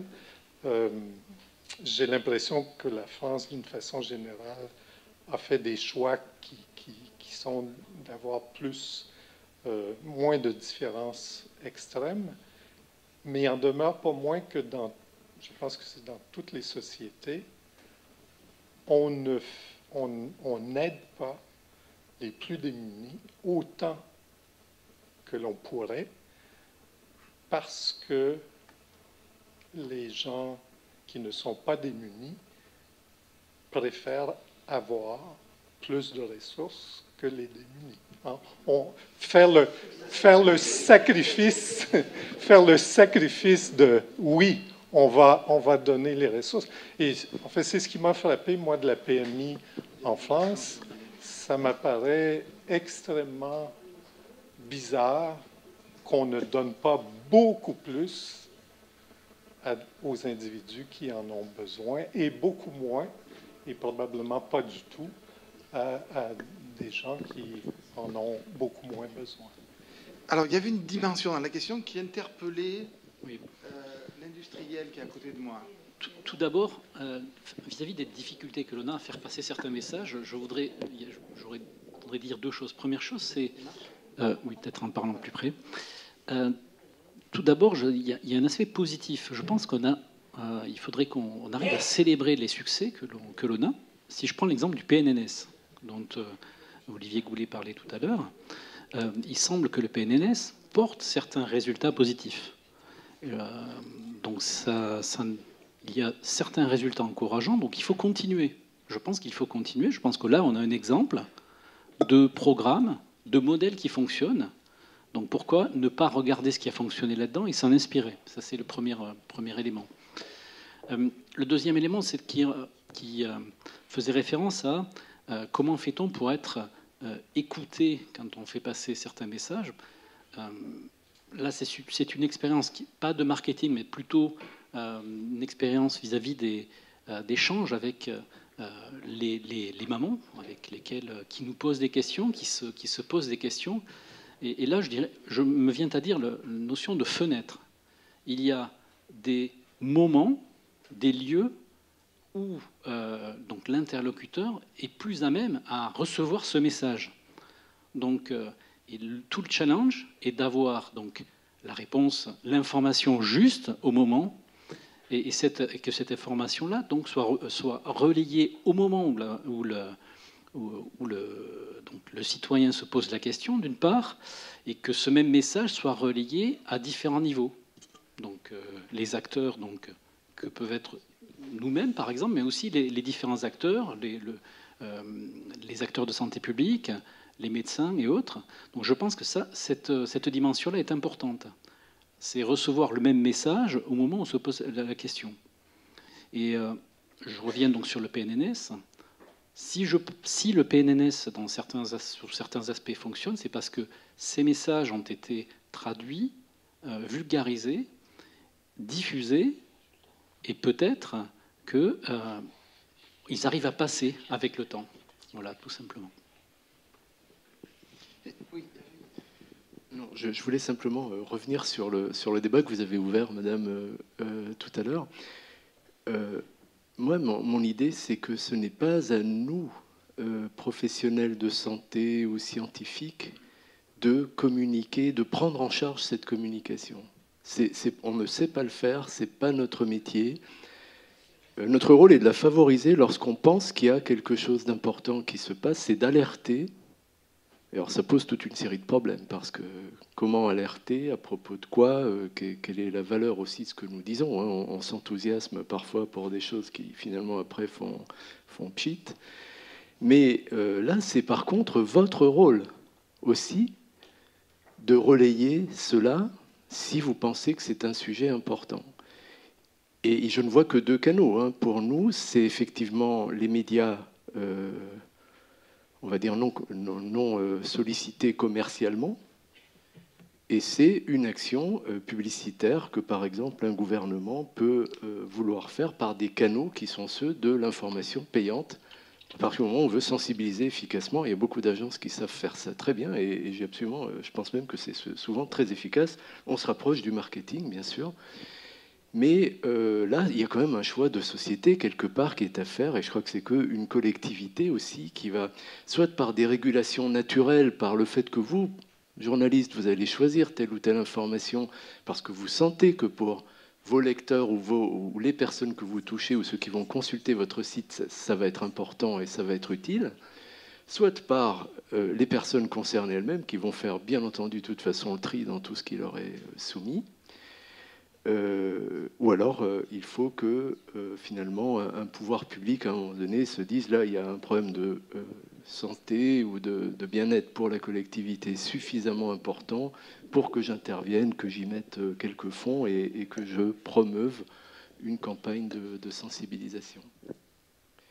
Alors, j'allais tout à fait dans ton sens il y a moins de 15 jours, et puis quand on était à une conférence avec Pascal, et quelqu'un nous a fait un exposé, et j'ai trouvé que c'était très intéressant, que ça soulevait un certain nombre de points. Je vais vous dire, ce qu'elle dit, elle, après avoir assisté à une formation de communication, comment faire passer les messages au public, elle nous disait que la première chose, c'est qu'au niveau européen, pour donner de l'argent pour faire des recherches, en fait, la communauté européenne se basait sur l'eurobaromètre, c'est-à-dire en fait sur ce que pensent les gens de ce qui est utile pour eux de subventionner.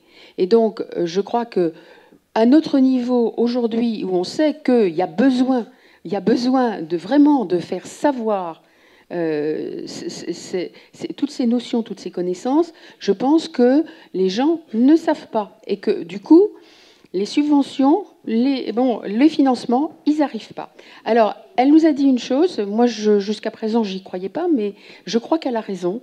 Elle nous a dit une chose, quand on interroge les gens et quand on s'aperçoit des meilleurs moyens, les meilleurs moyens, c'est les médias sociaux, c'est-à-dire Facebook, Twitter, etc., Wikipédia, et parce que c'est ce que les gens regardent le plus. Et que ce sont les gens entre, je ne sais plus les âges, 33 et 40 ans, 45 ans, qui sont vraiment assidus sur ce genre d'informations et qui les utilisent. Donc, ça me paraît quelque chose de très important. Et donc, je me dis, il faut qu'on diffuse là-dessus. Mais il y a une autre question, et là, je vais me tourner vers le sociologue. Il y a une autre question qui m'a paru intéressante, c'est qu'elle nous a montré que quand on interroge les Européens de différents pays et qu'on leur pose la question « En qui avez-vous le plus confiance ?» Alors évidemment, les politiques, ils sont tout en bas. Hein, et alors, nous, on est tout en haut.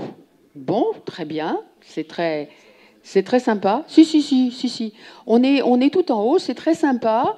Mais je trouve que dans la réalité, c'est pas comme ça que ça se passe.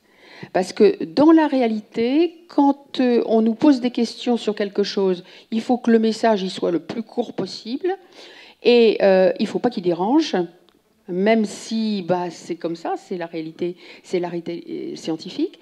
Et donc, je me demande si on n'est pas dans cette situation, on est la même chose avec l'alimentation. Quand on demande aux gens qu'est-ce qu'il faudrait qu'ils mangent, hein, ou quand on leur demande quelle chaîne de télévision ils regardent, pour les chaînes de télévision, il y a une grande majorité qui regarde plutôt Arte, mais dans la réalité, c'est pas ça. Ils regardent autre chose. Ça fait bien de dire qu'on regarde Arte parce que c'est plus élaboré. Et donc, je crois que de dire que c'est les scientifiques en qui on a le plus confiance, oui, d'accord, mais dans la réalité, ça se passe pas comme ça. Vous savez qu'il y a 16% des gens qui pensent qu'il y a trop de publicité sur Arte. Ah bon, oui. Mais laquelle? Ça laisse un petit peu de marge de sécurité sur ce type d'enquête. Oui, et qui ne regarde pas, oui. Oui. Non, bon, donc ma question, c'est ça. Si en général, les gens avaient confiance dans ce que nous disons. D'abord, il ne se délecterait pas de ces débats où on oppose systématiquement un scientifique qui a un avis, un autre scientifique qui n'a pas un avis. En général, il y a un scientifique qui représente lui-même et puis un autre scientifique qui représente la communauté scientifique. Mais on les met sur le même plan. Hein, et on se délecte de la différence en montrant, vous voyez, ils ne s'entendent pas. Hein, c'est ça qu'on voit en général. C'est une préparation pour la suite. Il y a bon, d'accord, voilà. Bon, non, mais bon, tu vas en parler. Oui, alors donc j'aurais aimé rebondir sur plusieurs choses. Oui, donc Fanny Descamps, je suis étudiante en diététique à la Haute École Condorcet en Belgique, à Tournai. Donc voilà, moi je m'émerveille un petit peu là avec mon regard un peu jeune d'étudiante depuis ce matin. C'est vraiment un délice pour moi. Et en fait, j'aurais aimé rebondir sur plusieurs choses. On entend beaucoup relations de confiance, bienveillance, etc. Mais j'aurais aimé qu'on précise, c'est la relation entre qui? Parce qu'en fait, on voit ici donc des scientifiques, des industriels, des paramédicaux, des médecins. Et donc, je pense que c'est important de repréciser à quel niveau on peut intervenir auprès des patients et même auprès de la population en général.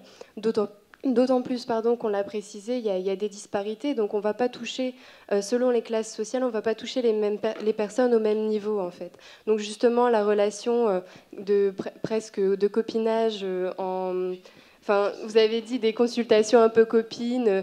Bon, c'est vrai que c'est important, aussi bien en diététique que dans les autres professions paramédicales. Et je pense que ça joue un rôle aussi sur le fait, sur la façon dont passe le message. Je pense que ça passera toujours mieux quand c'est quelqu'un avec qui on a l'habitude de s'exprimer, on va dire, entre guillemets, normalement, que quand c'est quelqu'un de plus distant de nous, d'un point de vue sociologique, on va dire. Alors, je vais essayer de répondre.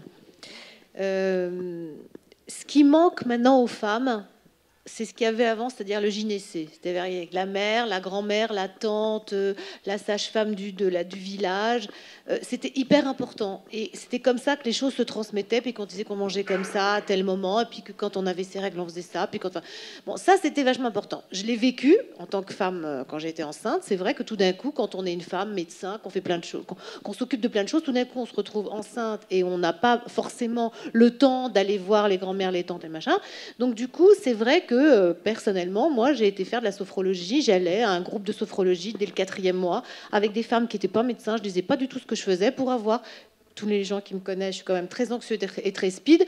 J'avais pas envie non plus de passer toute mon anxiété sur l'accouchement et sur l'accouchement à mon enfant. Donc voilà, donc la décision, le libre arbitre, je l'ai fait de faire ça de mon plein gré. Tout le monde n'est pas capable peut-être d'aller réfléchir. Donc quand nous, on voit, ce que je disais aussi tout à l'heure en aparté, c'est que la connaissance, c'est aussi un millefeuille. Hein, c'est-à-dire qu'il y a le pédiatre qui va dire quelque chose, la gynécologue lors de la première consultation de pilule qui va dire quelque chose, la nutritionniste qui va dire quelque chose, le médecin généraliste. Alors attention, le médecin généraliste, des fois, la moyenne, c'est 7 à 10 minutes par consultation. Ils n'ont pas tout le temps besoin, mais... Lors d'une consultation, ça peut être une consultation par rapport à ça. On peut imaginer qu'il y a plus de consultation, par exemple pour les garçons. Il y a plus de consultation avant l'armée, par exemple, puisqu'ils avaient l'armée, c'était là qu'on dépistait le plus de Klinefelter, de plus d'hypercholestérolémie, etc. Donc bon, il y avait beaucoup de choses qui étaient dépistées dans des consultations. Alors, on peut imaginer une consultation. Il y a bien la consultation pour les dents, pour les trucs. Enfin bon, on reçoit quand on a des enfants, on reçoit. Votre enfant n'a pas été chez le dentiste, machin. Bon, c'est des choses qui pourraient être imaginées. Je crois qu'il ne faut pas imaginer les choses de façon ponctuelle. Il faut imaginer que... Et alors, moi, ce que j'essaye de faire, et c'est ce que j'essaye de transmettre quand je fais des cours, c'est qu'il y a la cohérence. La cohérence de ce qu'on va dire. Moi, je m'occupe énormément d'adolescents, et que je sais que les adolescents, ils vous pointent là où vous n'êtes pas cohérent. C'est-à-dire qu'un adolescent, ou un patient, mais en tous les cas, les adolescents, si tout d'un coup... ils vous rendent compte que vous êtes flou, que vous dites pas quelque chose de cohérent, parce qu'ils ont plein de messages. Ils arrivent, ils ont envie de vous pointer là où ils ont envie. Donc il faut qu'on reste cohérent avec son éthique. Moi, par exemple, si on n'est pas d'accord pour les régimes hyperprotéinés ou les régimes très gras, il faut rester cohérent et pas aller vers ce que mes maîtres m'ont toujours appris, qu'il ne faut jamais aller dans le sens du patient. C'est-à-dire qu'il faut rester dans sa cohérence avec ce qui se passe en face. C'est-à-dire en face, on a un individu qui a ses qui vient d'un milieu différent. On a des milieux. Bon, c'est très bien aussi de pouvoir de consulter dans des milieux différents, d'être à l'hôpital et d'être en ville, parce que on n'a pas les mêmes gens, on n'a pas les mêmes regards. Et nous, on doit garder, digérer tout ce qu'on entend, tout ce qu'on comprend. Et puis en face, on a un individu. Alors, il y a des moments où on va faire des explications hyper compliquées parce qu'en face de soi, on a quelqu'un qui va comprendre. Et puis il y a des fois, on va juste dîner un message. Bon, je trouve que vous mangez pas assez de légumes, ou trop de ci, trop de ça. Ou alors, ce qui serait bien, c'est qu'on se revoit dans 15 jours et qu'on reparle de ça, où vous allez plutôt porter un podomètre et marcher 10 000 pas par jour, parce que pour vous, c'est ça qui est important. Les messages doivent pas être le même tout le temps. Et en diabétologie, on le sait bien, il y a une consultation qui va être sur l'activité physique, puis la consultation d'après, ça sera sur les matières grasses, puis la consultation, c'est pas des consultations uniques, et en nutrition, c'est jamais une consultation, c'est plein de consultations. Voilà. J'espère que j'ai pu donner en tous les cas mon... Voilà. Je crois aussi qu'il a été bien prouvé que lorsqu'on voit quelqu'un en consultation, en général, il a 90 secondes pour s'exprimer, et la plupart du temps, le médecin le coupe au bout de 60 secondes. Donc c'est un peu idiot, parce qu'à 45 secondes près, on peut faire une bonne consultation ou une mauvaise consultation. Alors c'est un peu caricatural, mais bon, ça c'est des sociologues, des gens sûrement très bien qui ont montré ça. Je crois qu'en consultation, c'est déjà laisser la porte ouverte aux questions ouvertes, c'est-à-dire essayer de savoir ce qui est entendu, et en effet la cohérence, c'est-à-dire que la personne en face de vous sera d'autant plus à même d'écouter et de donner, même pour des choses qui peuvent être compliquées, si en effet vous avez toujours été explicite, vous avez parlé avec des mots normaux, et en fait la personne, il y a une sorte d'empathie qui fait qu'en plus de la compréhension, on sent que vous êtes là pour la personne et non pas pour faire passer un message X ou Y. Globalement, je dirais que c'est assez basique, mais si déjà on arrive à faire ça, c'est déjà pas si mal. Il ne faut pas faire monter l'anxiété par les messages. Parfait. On va prendre une autre série de questions. Oui, moi, j'allais dire un mot, un gros mot, qui est argent, monnaie, moyen. Je crois que tout ce qu'on a dit ici, c'est très beau. Moi, je suis tout à fait d'accord avec tout ce qu'on vient de dire, mais pour tout ça, il faut des moyens. Il faut des moyens pour lancer des programmes d'éducation, il faut des moyens pour la recherche, il faut des moyens à tous les niveaux. Un seul exemple, c'est le mien, dans un centre d'AMP, eh ben, ça coûte beaucoup moins cher, à court terme, de façon immédiate, de prendre en charge immédiatement un couple qui présente une obésité, homme obèse, femme obèse, on leur fait leur FIV, leur ICSI, et ça y est, ils ont leur enfant, et j'allais dire leur gosse, et tout le monde est content, que de prendre le temps de faire ce que je voudrais faire, une prise en charge multidisciplinaire, transversale, un centre intégré, intelligent, réfléchi, qui prenne le temps de faire intervenir l'addictologue, le psy, l'activité physique, voilà, tous les acteurs qui sont présents aujourd'hui, de les faire intervenir ensemble pour faire une prise en charge réfléchie. Ça prend du temps, ça a un coût, et pour l'instant, personne n'est prêt à ça. Tout le monde est prêt à mettre l'argent pour payer une fécondation in vitro, et c'est ce qu'on fait tous les jours, hein, mais personne n'est prêt à prendre le temps d'envisager, d'ouvrir la porte, on a dit ouvrir la porte pour une prise en charge intelligente, réfléchie. Voilà. Donc c'est un peu un appel aussi bien au niveau des pouvoirs publics que des industriels. On a tous ici des programmes de recherche, des programmes de recherche qui sont valables, qui sont parfois un peu, j'ai entendu le mot culot, originaux, qui veulent aller plus loin, mais malheureusement, il y a beaucoup de ces programmes de recherche qui n'avanceront pas, qui ne verront pas le jour parce qu'ils n'ont pas reçu une écoute. Donc voilà, c'est une petite... voilà, exactement. Pépette, voilà. Merci. Là, je suis un peu abasourdi par ce que vous avez dit, parce que s'il y a 20 000 enfants qui naissent grâce à vous chaque année, enfin vous et vos collègues, c'est considérable, c'est un enjeu majeur. Et qu'il n'y ait pas effectivement autour de cet acte majeur, fondateur, réparateur, il n'y ait pas cet environnement multidisciplinaire, c'est assez concernant. Alors pour vous rassurer, il y a quand même de fait d'autres domaines où cela existe. Il ne faut pas oublier qu'il a été lancé par exemple des plans maladies rares qui se structurent autour de la recherche et qui sont vraiment articulés, c'était une exigence des plans maladies rares, sur le social, sur la médecine de tous les jours, l'éducation thérapeutique, etc. Donc la multidisciplinarité, elle existe en France. Bon, certains centres de prise en charge de l'obésité, enfin en tout cas celui de Necker par exemple, c'est multidisciplinaire. Donc c'est un esprit, la multidisciplinarité. Non mais attendez, je vous rassure très bien. Et effectivement des moyens. La multidisciplinarité, on connaît. Le problème, c'est que ce n'est pas parce que vous avez un plateau avec une multidisciplinarité que vos patients pourront en bénéficier. Nous avons tous les acteurs, nous pouvons le faire, mais nous manquons de moyens pour structurer et organiser l'ensemble. Il y a des exemples, Pascal va prendre la parole et puis va voir tout cela. Nous, on a monté des programmes de recherche, des PHRC, on a de l'argent, et grâce à ça, les patients bénéficient d'une enquête nutritionnelle. Dès qu'ils arrivent dans le centre d'AMP, ceux qui présentent les critères d'inclusion bénéficient d'une prise en charge spécialisée, et ça porte ses fruits. On a des grossesses spontanées avant la prise en charge en AMP, et surtout, on a des patients qui vont mieux, des couples qui sont heureux, et ça n'a pas de prix. Voilà. Et je laisse la parole à... Donc ça marche pas si mal avec les PHRC. Nous, on connaît l'exemple, c'est à Rotterdam, c'est Regine Tigessen qui a en FIV donc toute une consultation, et les patients, les couples qui arrivent pour faire une FIV passent obligatoirement voir des nutritionnistes, et ils sont suivis aussi en nutrition durant la grossesse, et ça je crois que c'est très important, donc c'est faisable. Il y a des succès qui existent dans d'autres pays et il n'y a pas de raison qu'on n'y arrive pas. Oui, alors. Oui, justement. Donc moi, je peux rebondir sur plusieurs points.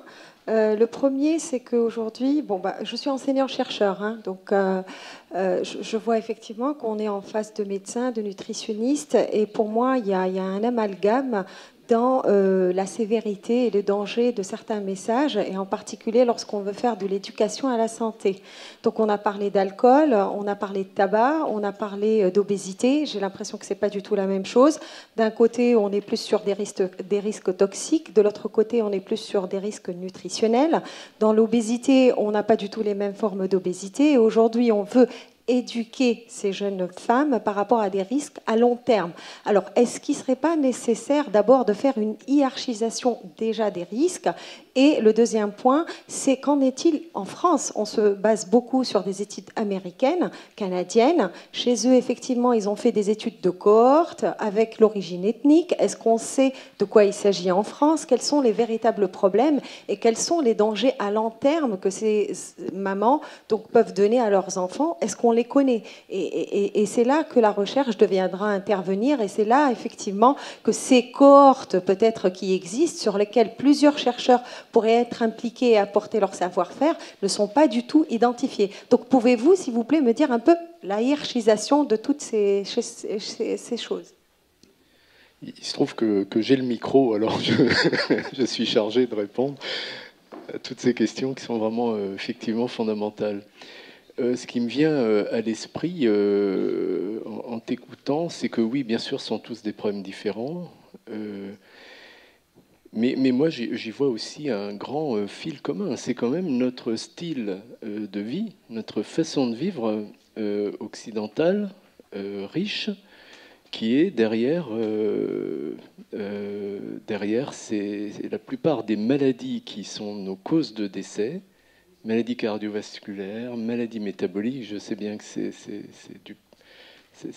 pas les plus intéressantes, mais ce sont les principales causes de mortalité. Et le tabac, c'est pareil. Beaucoup d'addictions, c'est pareil, même si ça touche peut-être plus volontiers les catégories ou les classes les moins favorisées de notre société. Mais c'est tout de même quelque chose qui, par rapport à ce qui se passe dans des pays en développement ou des pays émergents, ceux qui connaissent cette transition, je pense à l'Inde notamment, à la Chine aussi. On a du mal à voir des Chinois obèses, mais pourtant c'est un problème qu'ils commencent à rencontrer.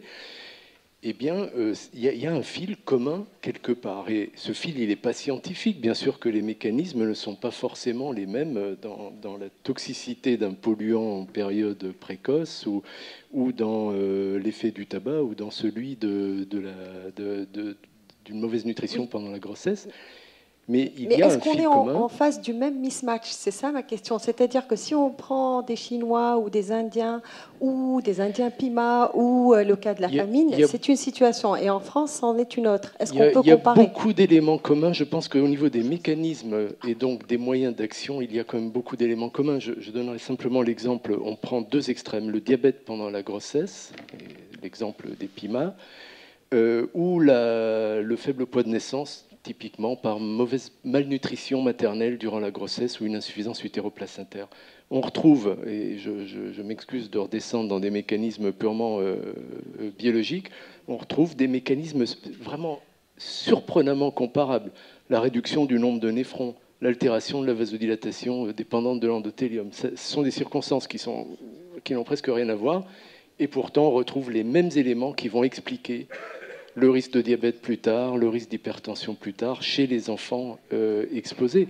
Il y a donc un fil commun à beaucoup de ces choses-là, mais je dirais que le fil commun qui me semble le plus important, c'est les possibilités de prévention, d'une compréhension relativement uniciste, sans aucune prétention, mais si on comprend que nous vivons mal, nous mangeons mal, nous n'avons pas un style de vie adapté, je pense que ça peut agir sur l'ensemble de ces problèmes. Et je crois que c'est là-dessus qu'il faut mettre l'accent. On n'a pas besoin de beaucoup plus de preuves scientifiques pour travailler là-dessus. Par contre, sans être pessimiste, je voudrais simplement terminer en disant que malheureusement, c'est vrai que si je ne sais plus comment l'appeler, du coup, le DOAD, le programming, enfin, on le connaît depuis 2 décennies, on va dire, surtout médicalement, et qu'on n'a pas beaucoup pu travailler dessus, mais on parlait toujours, enfin, en tant que médecin, je pense ceux qui sont ici, que diététicienne, je pense qu'on a passé notre temps à essayer d'expliquer à nos patients, voilà, ne mangez pas si mal, essayez de faire attention, fumez moins, etc. Bon, c'est important de le faire. Je me tourne vers vous qui êtes parmi les plus jeunes ici. Il faut vraiment le faire avec énormément de bienveillance. Il faut d'ailleurs un message qui soit pas culpabilisant, mais valorisant et bienveillant, effectivement. Mais bon sang, on sait tous, moi j'ai 25 ans derrière moi, malheureusement j'ai compris que c'est très limité. C'est bien, mais ça ne suffit pas. Et il faut donc une action qui soit là plus macro que micro. Les gouttelettes d'eau ne suffisent pas là. Et on a un exemple dans la thématique d'aujourd'hui qui me semble quand même assez uniciste. Et je pensais aux remarques qui ont été faites tout en parlant sous le contrôle des épidémiologistes sur les différences, sur l'ampleur des différences sociales dans une société, une collectivité donnée. Et je crois qu'il y a beaucoup d'exemples où on arrive à mieux corréler une pathologie donnée dans un pays, l'incidence d'une pathologie, avec le degré, avec l'importance de la différence entre les plus riches et les plus pauvres dans ce pays, davantage qu'avec le produit intérieur brut, par exemple, et la richesse simple de ce pays. Donc là, il y a aussi un levier d'action politique extrêmement important. Probablement, effectivement, que si on réduit les différences à niveau de richesse constante, on peut avoir non seulement un effet politique, mais peut-être aussi un effet sur certaines composantes de santé. Est-ce que c'est lié au circuit de récompense, à des mécanismes qui sont de cet ordre-là? Personne n'en sait rien. Mais en tout cas, ce sont certainement des moyens d'action très macroscopiques, mais qui sont absolument nécessaires au-delà de l'effet de chaque professionnel individuellement. Merci beaucoup. Bon, merci Umberto. C'est très bien parce que ça m'évite de faire une conclusion, mais je pense... Qui aura lieu, de toute façon, il y aura encore une conclusion. Je ne sais pas qui est-ce qui citait Jean Ray tout à l'heure, mais dans les discussions... Oui, voilà, sens vie spirituel, mais un jour, bon, il avait fait cette remarque, il disait, bon, l'obésité, c'est pas une maladie, c'est la pauvreté qu'il faut soigner.